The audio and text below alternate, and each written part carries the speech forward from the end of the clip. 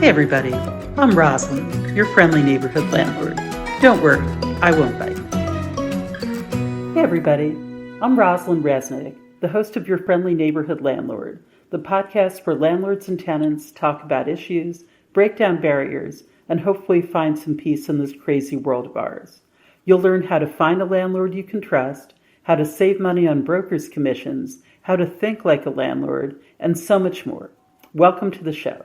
Today we're going to be talking about property management, your landlord's responsibilities to fix things in your apartment, and what is reasonable for you to expect as the tenant from him or her if the heat goes out or you see a rat scramble across your dining room table while you're eating dinner. My guest today is my friend and colleague, Nate Aronoff from Sand Asset Management. Nate, welcome to the show. Thank you for having me. Yes, and thank you for sharing your wisdom and your experience that you've accumulated over many years as a property manager. So maybe you could tell our listeners a little about what you do and how you do it, and what is your approach? What is your company's approach to property management? Sure. So firstly, thank you for having me on. Appreciate it. And to answer your question, my approach to property management is I'm going to answer your question based off of how the approach for New York, because New York property management is very different than probably any other state. So Okay. what I mean by that is New York is very uh, it's very pro tenant in the sense that landlords are expected to do whatever they can to make sure they are in compliance. So we our focus is number one focus is life safety, and in New York, anything that involves the quote unquote compliance aspect of the business is super important. And that's one of the first things that I always look at when I come in every morning is, are we in compliance? Are we are we servicing our tenants that they feel safe in their home? Now, Our when you HPD, say compliance, Nat, I don't mean to interrupt you here. sure, Nate, I don't mean to interrupt you, but you're talking about compliance with New York City rules and regulations. that's correct. Okay, so That's could correct. you give me an example? Sure. So one example is local law 31. It's a lead local law. So that means landlords throughout the five boroughs are required to make sure that their units are tested for lead. And if there is lead found in friction surfaces, that they're abated. Reason for that is you have a child in the apartment, it could be hazardous for that child. And if a unit turns over and becomes vacant, you're required to do what's called dust wipes to make sure that there's no residue of any lead on the floor after you've just turned over your apartment. Okay, okay. So So, that so that's something that's required of you as a landlord, that you would do as a matter of course, right before any new tenant moves into their apartment. that's correct. And then also it's something that all landlords have to do in New York before 2025 Right. for any of the five boroughs. But yes, So now let me ask you a question. So I guess to me, like, that would fall under the category of, let's call it routine maintenance, compliance, getting the apartment ready to be turned over. But once the tenant moves in, and I've been doing this for 23 years myself, I have townhouses in the West Village. And long story short, I mean, these are 19th century buildings, even though my team and I try to, do everything we can to solve every problem effective immediately.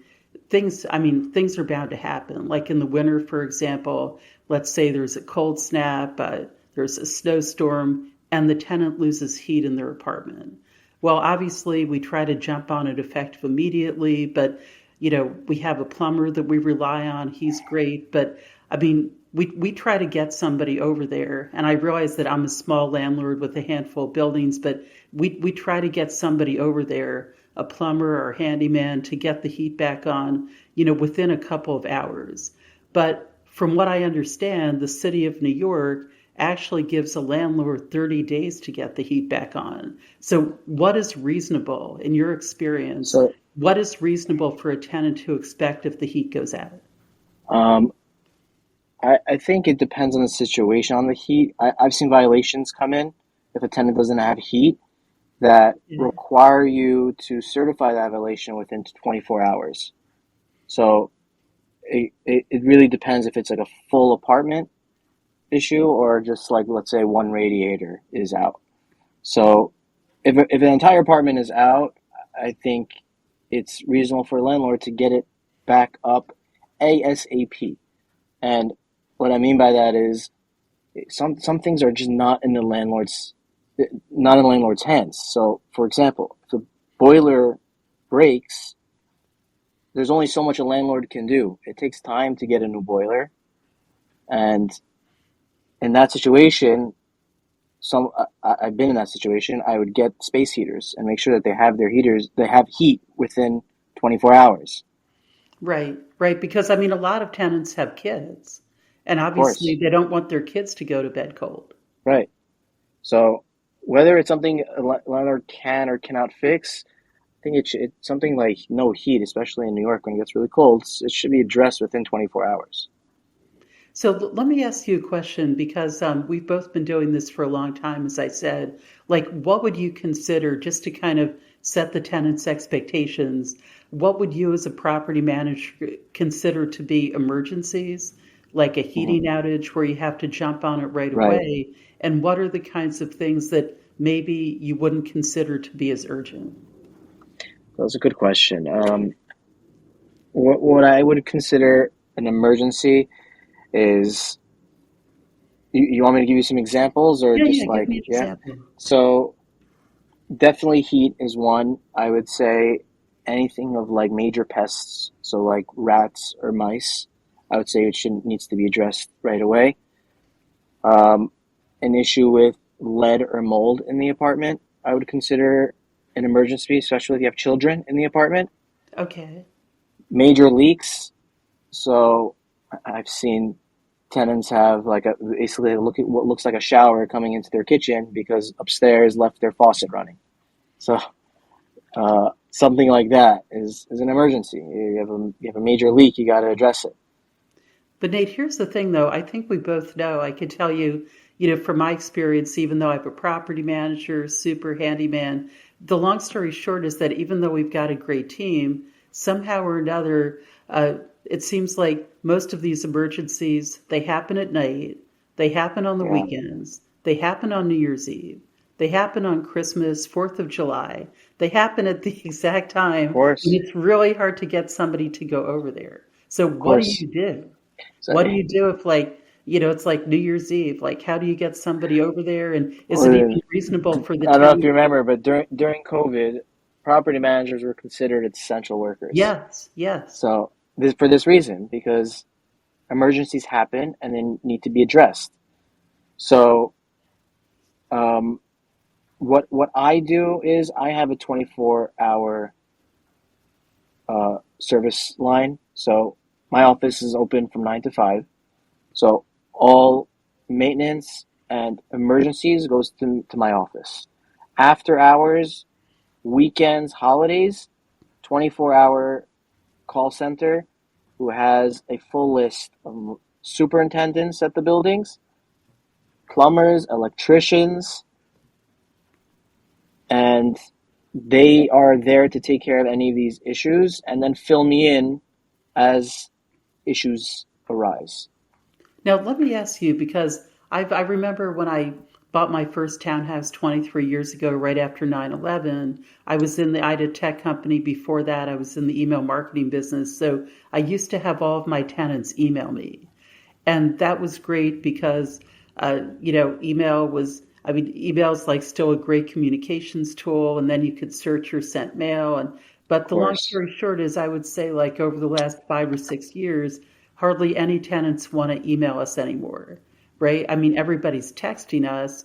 Right. And what used to happen was they would text the property manager, my property manager, and I would not always, I mean, because that text would go to her phone, I wouldn't always know what was going on until afterwards. And obviously, that wasn't a good situation. So, what we've done now is we have group chats set up with all the apartments, with all the tenants, and all the apartments on an apartment by apartment basis.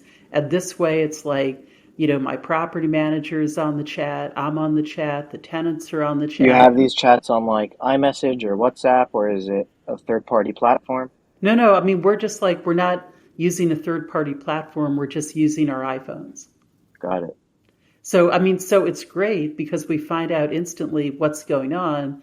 At the same time, sometimes it can be a little overwhelming. So, Yeah. I'm interested in knowing because you manage, I think you told me 12 properties, so you're running a bigger operation. So, how do your tenants communicate their problems to you? So we have a management software, and there's a bunch of them out there. There's Appfolio, where we use Yardi Breeze. There's Rent Manager, and we try to have our tenants submit maintenance requests through the management software, and that allows us to track all maintenance, create work orders, send those work orders to our supers and vendors. I actually use a similar structure that you have, where I use WhatsApp with group chats for every super. I don't Okay. break it down. I break it down by super, not by building. So, and I don't have tenants on there. So let's say it's me, my manager, and the super. And when and the maintenance request comes in, we share it with the super on the WhatsApp chat. He takes care of the issue, sends us photos before and after once it's complete. Okay, so when the maintenance request comes in, I'm assuming there's like an app that the tenant downloads and creates a user ID and password Correct. and Correct. right, and then I don't know if it's like building link or something like that, Something similar. Yeah. but then like I guess like they click. Well, I mean, tell me exactly how it works and tell me where that maintenance request goes. Like, does it go to you? I mean, who does it go to The before it ma- gets discussed on the group chat?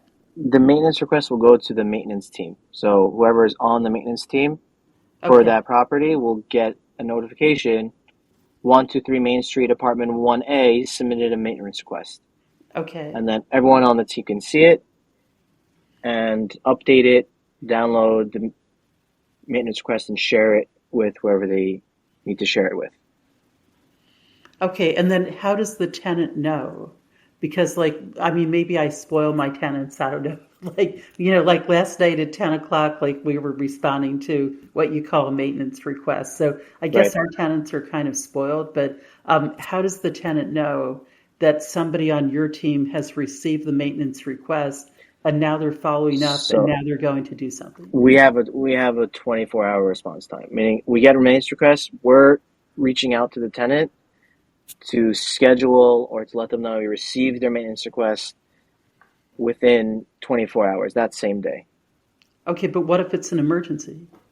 So if it's an emergency, they'll call us, or if it's that big of an issue, they'll call us.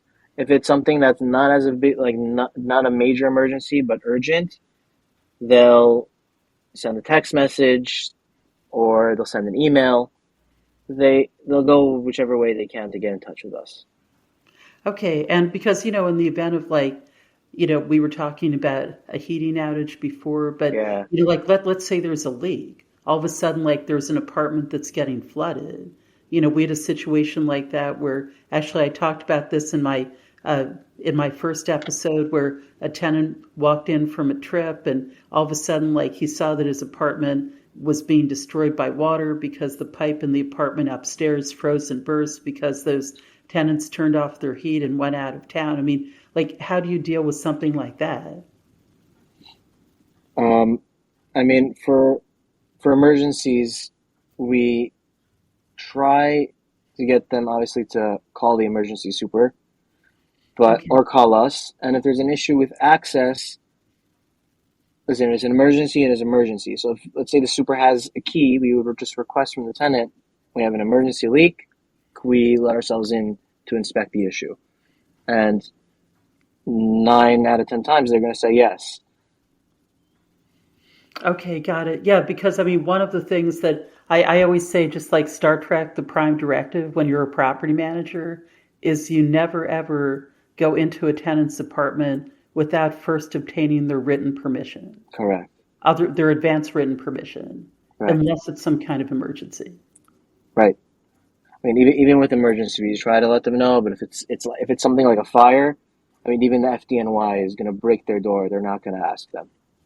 Right now, what if like I guess there's like the kinds of problems that you can solve, which are obviously the ones that I like the best, because obviously, you're a landlord, you're a property manager, you go over and fix the problem, and now you're a hero.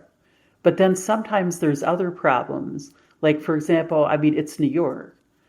So, in some cases we've had like rats in people's backyards, we've had mice in their apartments, and Yeah. we can't always eradicate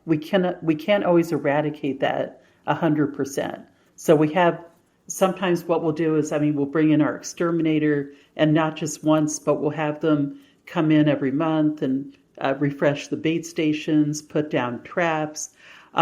Most of the time, tenants are satisfied with that. Although it's always kind of a tricky situation when you have to tell a tenant that, we're doing the best that we can. This is a problem that can't really be solved.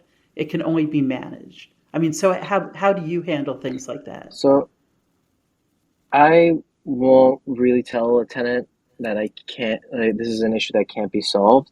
But something like your scenario, your example, I'll do whatever I can consistently to try and solve the issue.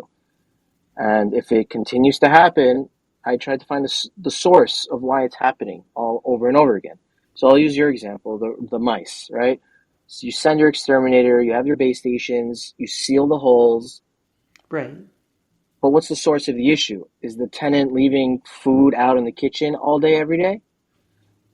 Are there holes that you haven't found yet? Or is the apartment next to another apartment that's just filthy? That could also be the issue. So it's important to find the source, and once you do, let's say you do find the source, sometimes you can't resolve it. So let's say, I'll play that same example. The source is coming from the neighbor, but the, the neighbor is that's just how they live. They just don't like to clean their apartment, and they're just going to leave food out in their kitchen all the time.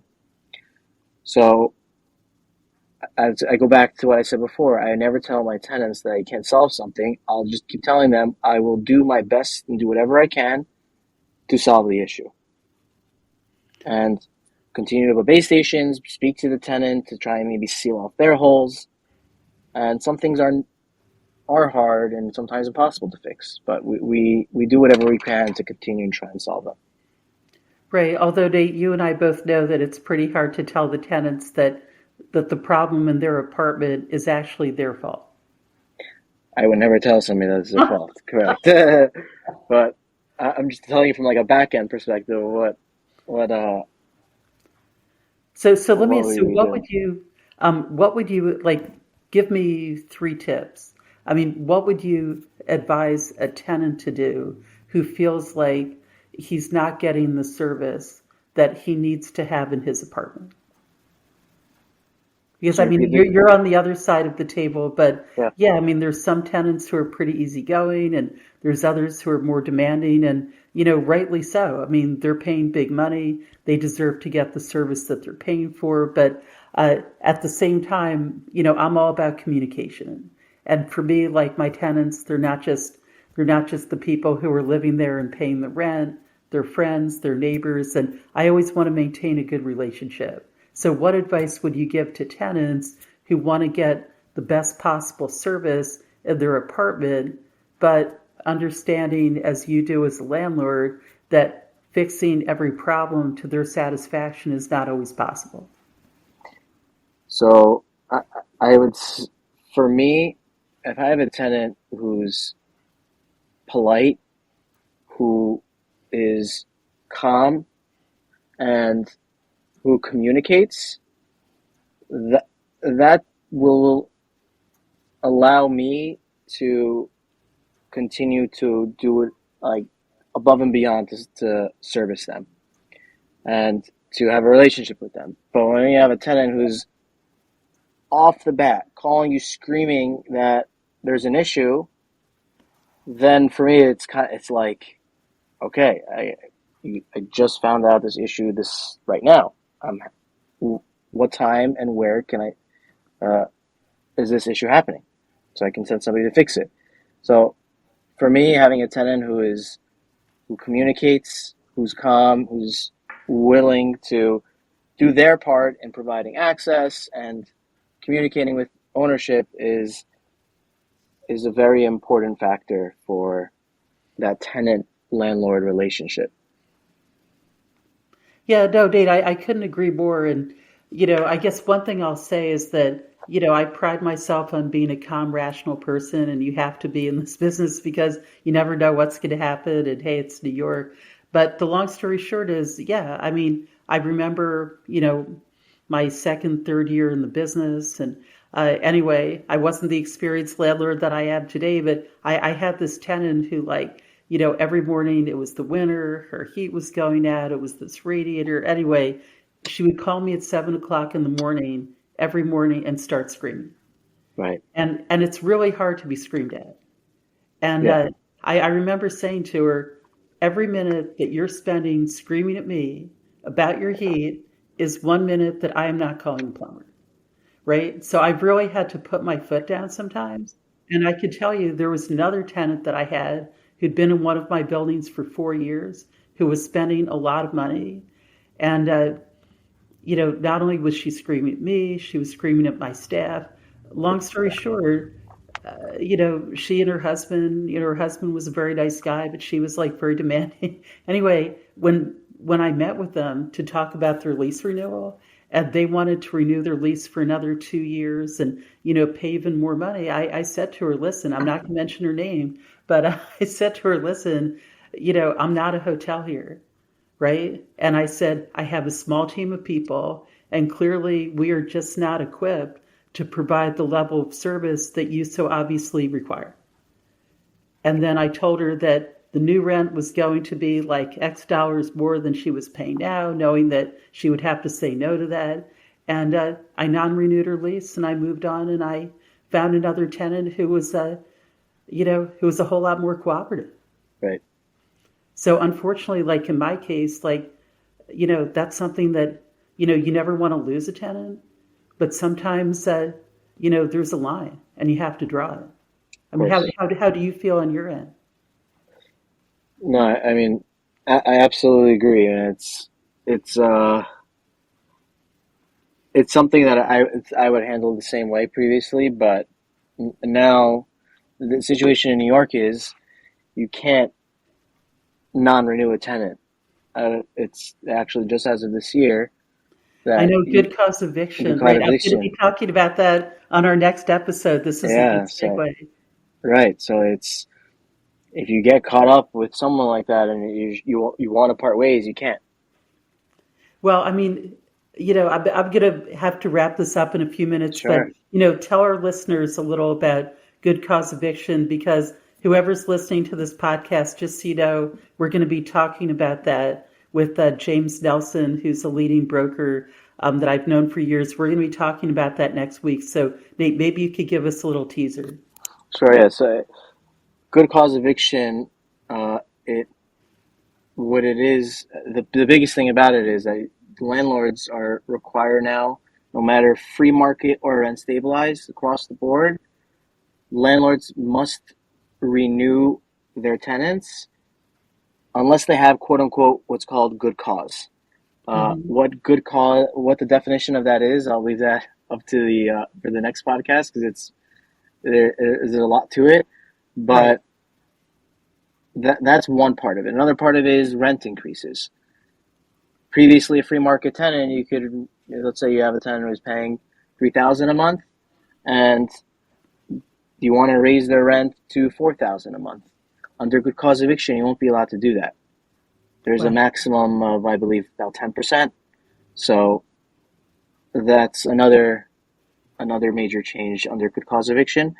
Um, with that being said, there's one exception, which actually I'm experiencing now is quote unquote small landlords. So landlords who own less than 10 units Hmm. are not bound by these laws, by good cause eviction.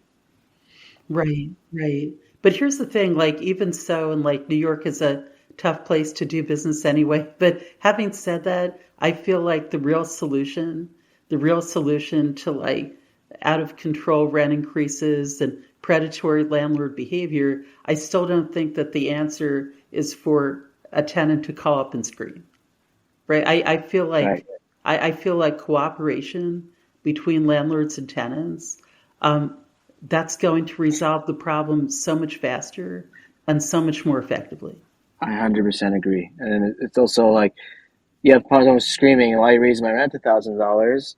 Yes, you have some people that may not have a good answer, but there are some landlords that their taxes jumped and they need extra money, Exactly, or exactly. their insurance. Tenants don't realize how much insurance is now in New York City. Insurance is skyrocketed.